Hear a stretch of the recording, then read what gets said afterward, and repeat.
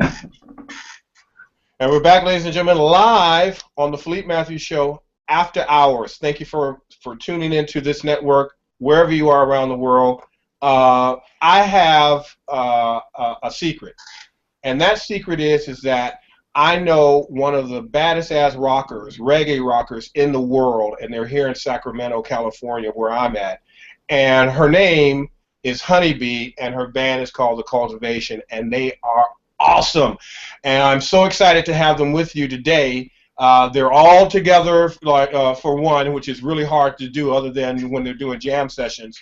But we've got them all on the Hangout today live. So welcome, everybody. Honeybee, we've got Sandra D, Russell Brown, and Emmanuel Green. Ladies and gentlemen, Honeybee and The Cultivation. How are you guys doing? We're great, Philippe. Thank you for having us.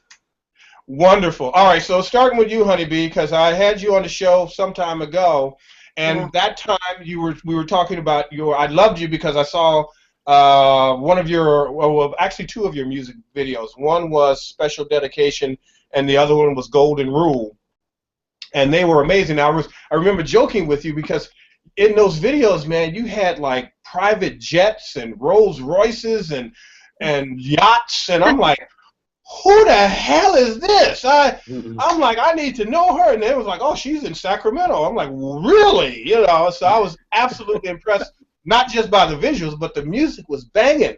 How did you get into music? Well, you know, Mom was playing great music around the house from I was so small, so I've been into music ever since. But for a while I was doing work as a selector, so I really got to learn reggae music, and I grew up at the roller rink with funk music like the Gat Band, so lots of different influences been coming into play for a good while. Wow. Well, you have it down to a science. You are amazing. I want people to fly in and see you perform because you guys completely rock. Now, we want that too.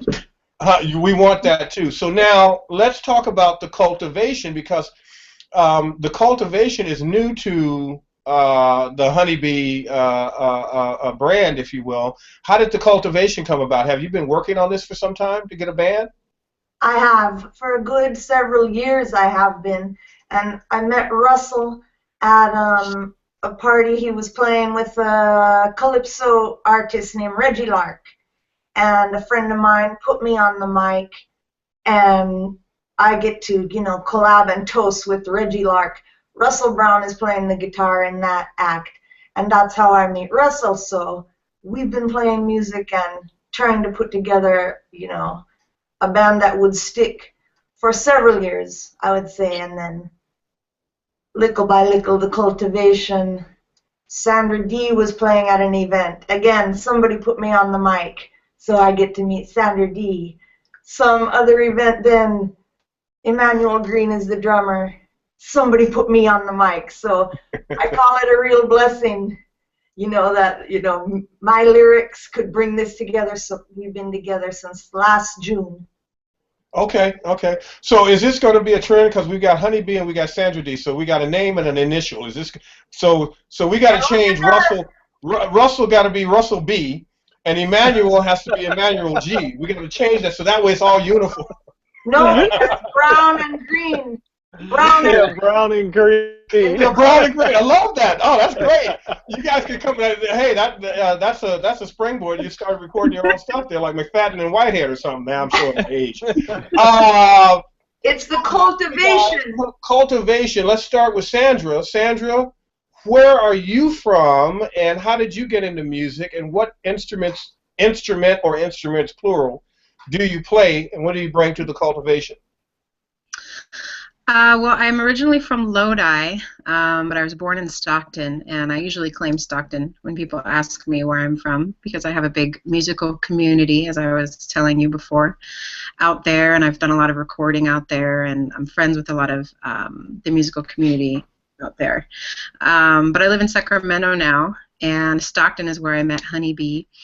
And I play guitar. It's what I started out on. And then I picked up the bass a little over a year ago. And I had always been good friends with Honeybee.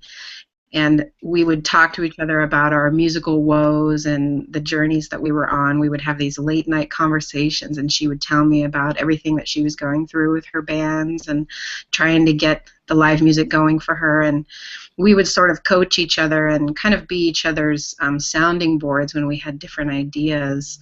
And she knew I had started playing the bass, and she was kind of starting to look around for different players, and I was like, can I give it a try? I love your music, you know, and she's been one of my best friends, and I just think the world of her. So what do I bring to the cultivation? I don't even like to define that. I guess I guess that bass thing. Yeah. And then, you know, I guess it's there's not a lot of female reggae bassists or bassies. And so with that in mind, I would bring something maybe just a bit sweeter than some of the other male bassists that are out there. Something with a little bit more sass and a little more female edge. Nice. Well, and also you're easy on the eyes too, Sandra. That was a compliment. Take a compliment, for crying out loud. She's just completely lost. She's like, I have no idea what he just said.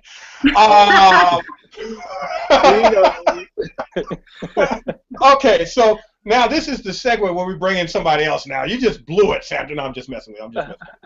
All right, Russ, are you there? Her beauty. That's right. That's right. Russ, are you there? Yes, I'm here. Hey, man, you talk to us about what you bring to the cultivation, how you got involved with Honeybee, and you know you've worked with Faith Evans, for crying out loud. I mean, so you've been in the game for a minute. And talk to us about your career and how you came to be part of Honeybee and the cultivation. Well, again, started with Reggie Lark. She was started hanging out with Reggie Lark, really. I wasn't around, I guess, when she initially met Reggie, but we started doing a rehearsal. Was I? Yeah, I met you both that night. Oh, okay. At the concert. I just remember the rehearsals, but the rehearsals was out at Reggie's house, and then eventually did a show, and that particular band that Reggie Lark was attempting to play some of her music, but it just wasn't possible. You know, they just were coming from a whole another school of music, and because of her sort of multifaceted, you know, flavor and everything, with, you know, between hip hop and reggae and all that, is a little bit more complex than, like, say, the reggae fundamentalists are typically dishing out. So, you know, it was like, you know, well, you want to get your stuff out there, you know, you just got to do it. You got to get your own band. So then we started building from there, you know, and finally ended up with what is now the cultivation. But we went through a few different configurations, players, and just till everything just finally, you know, all the planets lined up. and Nice. And everybody appeared, you know. Now you play guitar, right? Yes, I play guitar. Okay. And now Emmanuel, Emmanuel Green, ladies and gentlemen, you are the drummer. Is that right? Yes, sir. And so, is that all you play? You play every kind of percussion, or No, just drum set. I play a little bit of keys. Okay. And you sing too, right? Well, all of you sing. Oh, yes. I just realized that all of you sing because that's what you have to do. Every time I saw you, you were singing and playing at the same time, which I don't know. It's like walking and running. I don't know how you walking and talking or running and talking. I don't know how you guys do that at all. You're amazing. Emmanuel, so how did you come to find the cultivation? Well, I found Honeybee doing a show for Inside Story. It was at Liaison Lounge off of Alter Arden, and I just heard her on the mic. She came up, and after the show, I was like telling her I like what she was doing, and can we work together and whatnot. And we linked up, had a few practices, and went from there. Awesome, awesome. So, so you've been with the cultivation for about a year as well? Yes. Okay, all right. Now tell me about your back, because you used to be with a band called Wings and Roots. Yeah, I'm still with them. That's my family band, but we're not very much on the scene, like this band because, my sisters, one of them lives out of town, so it's hard to practice, get a practice in, and get everything flowing. But yeah, that's my family band right there. Okay. What got you into drums? How long have you been doing drums? Since I was 3 years old. I don't know. You look young. You look like you're only 6, so that's only been 3 years. How old are you? No, don't give your age. I know. Dad nurtured my talent when I was young and everything, so that's how it just came to be. He saw I had a knack for banging on things and had a rhythm naturally, so started out with an oatmeal box and some chopsticks and shit. So yeah. Pots and pans. Yeah. Oh my gosh, that's awesome. All right, so here we are now, Honeybee and the Cultivation, and how often do you guys practice? Because you guys do a lot of gigs. How often do you have to practice and stay up on stay sharp? I don't know how long we have to practice, but we like to practice at least every week because it always involves food and laughing, and we always have a good time together. Hugs, and we let off and release everything from the week. So we love practice every week. Now you guys have a new track out. Is it called It's called Haters, right? Hater Repellent. Hater Repellent. I love it. Talk to me about Hater Repellent. I need some. You have some. We all have some, and the recipe for Hater Repellent is given in the song, and it's cool a little, cultivate a vibe, call on the Almighty, and reach down deep inside. Formulate a shield out of light and gold. Now you can step out, bad and bold. You hater repellent, irie cocoon, So you have the ingredients at all times. We're just laying it out for you how to go about it. Oh, I love that. I love that. Now, here's the thing that I love about you guys. When I hear you, I saw you guys at Fox and Goose here in town, and it was like going into a massive concert, and I mean there was not one beat that was off, not one lick that was off. I mean, you guys, when are you going to record together? Because I want everything that you guys do. Thank you. We're actually in the studio. We're just completing a project now, and we have to have it mixed and mastered. So shouldn't be too long because we've been in the studio and we're done recording. Oh, fantastic! Now, do you guys only perform here in town, or do you go around the country? I want to go around the country very much, but mainly we've been playing in Sacramento, Chico. The people are really cool. Stockton, the fans are well cool. So those are the places we've been playing, and everybody's so great. In Roseville, and anywhere else again, you guys? Folsom. Did we do one in Folsom? I think so. Yeah. But yeah, Chico, Sacramento, Stockton, that's where we've been playing the most. But I would love to play further in California and right round. Fantastic. Now, we just lost the musical legend Prince. He's legendary for 40 years of music, and I can't remember a time when I did not have a Prince song playing at some point in my life. You know what I'm saying? It was like it was like the fabric of my life. His music was the fabric of my life. And I know you guys are musicians. How did Prince influence each of you with his gift, with his music, and with all of the aspects of who he was as an artist? Guys? We'll start with you, Sandra. Well, I grew up with that music in the 80s, so I remember when Prince and Madonna were the rule breakers. You know, Prince with his ass chaps at a music award show, and Madonna with her masturbation scene at an concert or something. And I just remember feeling like, man, these people are freaky, so maybe I'm not such a weirdo, you know?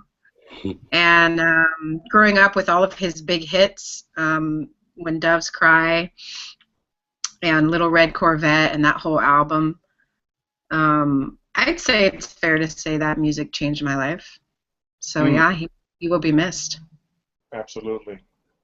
Emmanuel? I listened to him in like 6th and 7th grade. You know, When Doves Cry. I listened to Always in My Hair, Oh Sheila. You know, all those. I was washing dishes, listening to his music, and I don't know. I just felt good listening to his tracks, and it was very electric, you know. So he will be missed.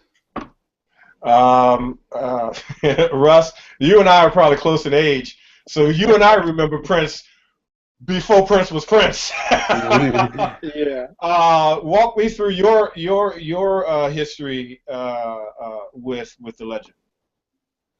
Well, Prince reminded me a lot of Stevie Wonder when he first hit, because he played everything on his album. That right there made me a fan. I mean, he played and sang everything on it. He didn't need anybody until it came time to perform it. Then he put a band together. But just to step out there and just do everything. All the production, everything, all of, play everything, and it's like, wow, this guy is phenomenal. That's all there is to it. You know, so reminiscent of what Stevie Wonder did when he was first turned loose from Motown. I mean, he's still with them, but when he got the free pass to go and make the music he wanted to make, and he played everything and sang everything. I mean, Prince did the same, the same. He's an outstanding musician. I love guitar players anyway. So.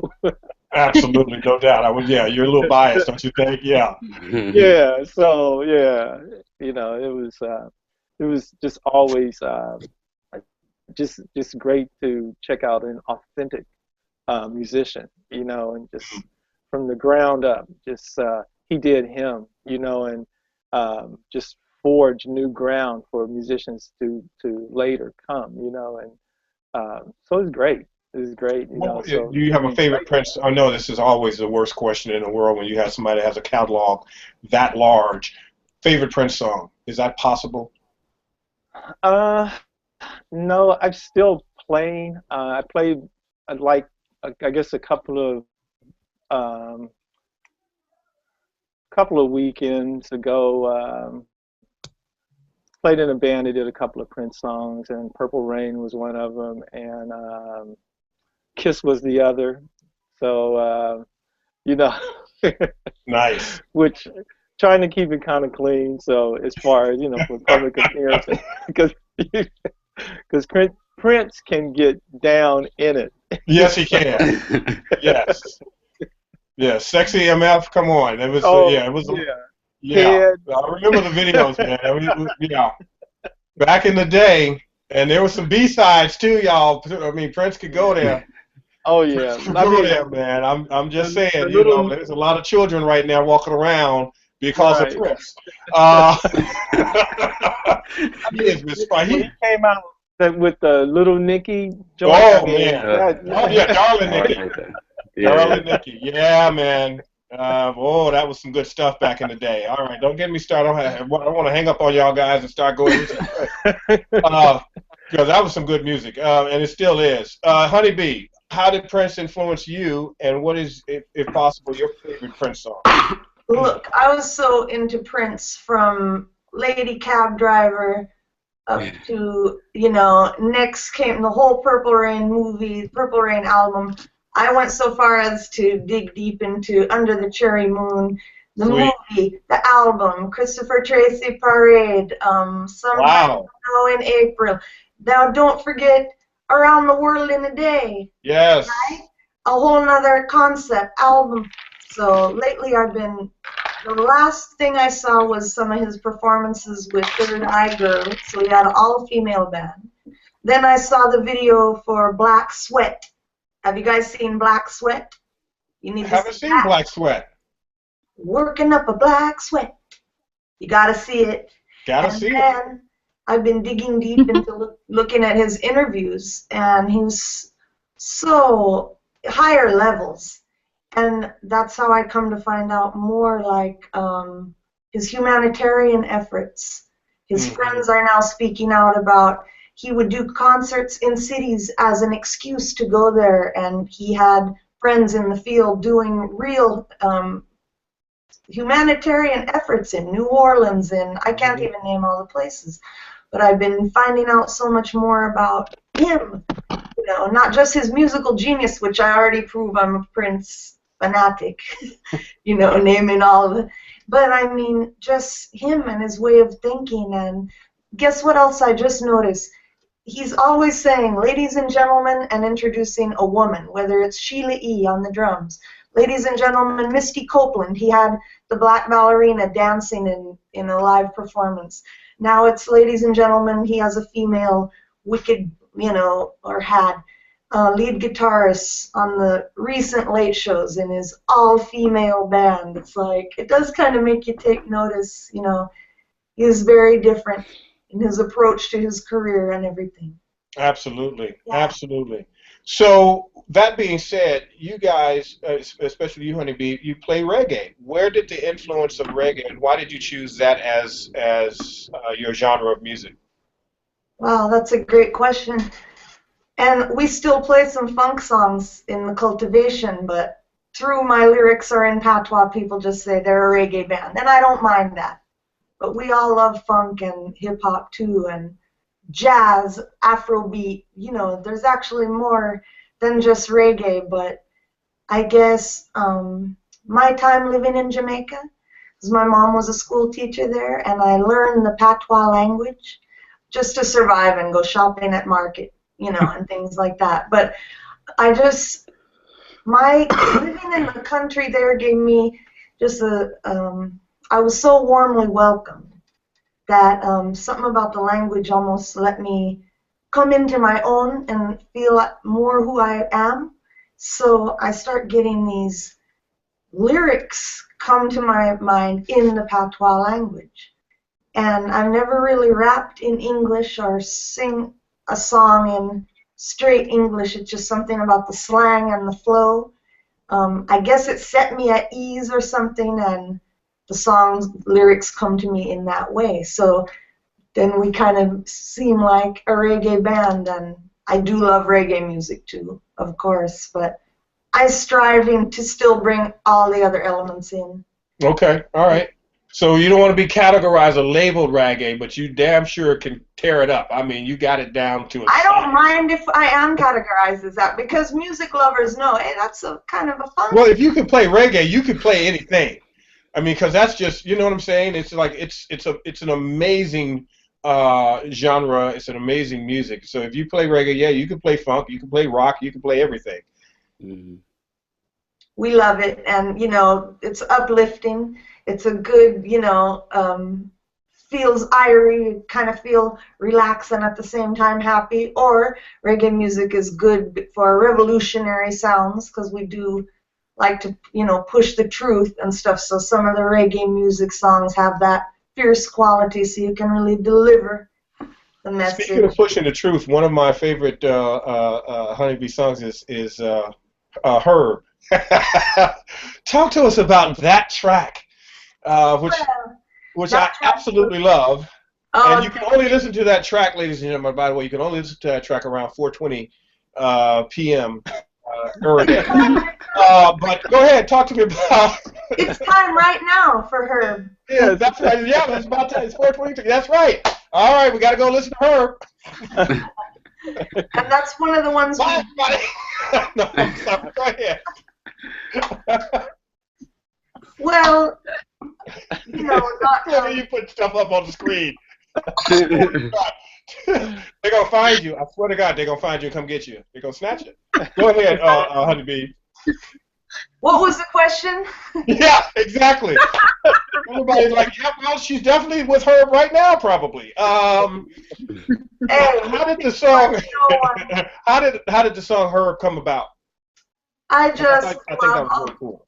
You know what? I guess I get tired of people criminalizing it, and how come it's okay to go get trash drunk for some, but if I want to partake of my little herb, that's a crime, you know. And at the said time, there's a lot of songs where, you know, Mary Jane, and it's a female plant, and it's a she. And I thought, well, I have, you know, I want to spin it as a love song for all the great properties of the plant, but spin it like a boyfriend, you know.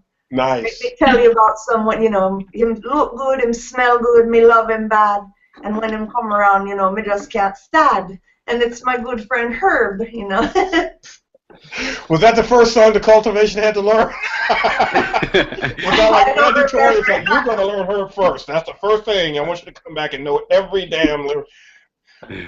I don't remember. I just absolutely love that. So now, what's next for you guys? Because we're getting ready to sign off. What you guys got some gigs coming up? Yeah, we do. We're playing this Friday, April 29th, in Sacramento at the Starlight Lounge. And nice. We're playing with 2 other great local groups, Sacto Soul Rebels and the Storytellers. So it's a triple bill, and really ready, hype about that. May 1st, Sunday, at Fats in Stockton. That's kind of been our Stockton home base. We love working with Erebus Entertainment and, you know, Northern Connects. They're putting on lots of hip-hop functions in Stockton with the real good positive vibes. So that's May 1st. And then coming up in the summer, we've got, Crocker Art Museum Block Party, July 9th in front of the Colonial Heights Library. And then later down in July, another festival, reggae festival. Stay tuned for details. But August 21st, Weber Point Reggae Festival. Again, nice. Yeah, so that's a great one. And then we have an online appearance with a performance and interview that will be in June on Celestial Sound 209 YouTube channel. Yeah, and the show is in session, so okay. Places you can next catch up with us. Well, I'm gonna definitely make one. I'm gonna make one of them, if not all of them. That's for damn sure. All right, we love that. Yes, absolutely. So, ladies and gentlemen, what's you have a fan page, a Facebook fan page for Honeybee and the Cultivation? Yeah, Honeybee and the Cultivation on Facebook. All right, so we can look for that. Also, ladies and gentlemen, go on YouTube. Just type in Honeybee and the Cultivation. Type in special. Was it a special edition? Here's what I want to tell you about that. I do have some videos from my solo stuff, but as far as the Cultivation, nothing's really been released yet. And this is, and so now it's all about the Cultivation and the live performances. But soon there will be plenty of things to see. But all right, we're going to be seeing a lot more Cultivation. That's what I want to see, because you guys are absolutely awesome. Honeybee, Sandra D, Russell Brown, Emmanuel Green, Honeybee and the Cultivation. Thank you guys for being with me. Thanks for having us. Thank you. It's a pleasure. Yeah, you totally rock, and I mean that from every sense of the word. So go and talk to Herb. You go talk to him. I'm gonna go talk to Herb. I got a couple of things I need to tell him. It's been a rough week. It's already started. It's only Monday, but I'm gonna talk to Herb. Herb's gonna make it all better. All right, ladies and gentlemen. Philippe Matthews Show, After Hours. Thanks for tuning in wherever you are around the world. You have seen Honeybee and the Cultivation. They are coming to an earlobe near you. Stick around and stay tuned. You're going to be seeing a lot more of them. They are absolutely awesome. God bless everybody. Take care.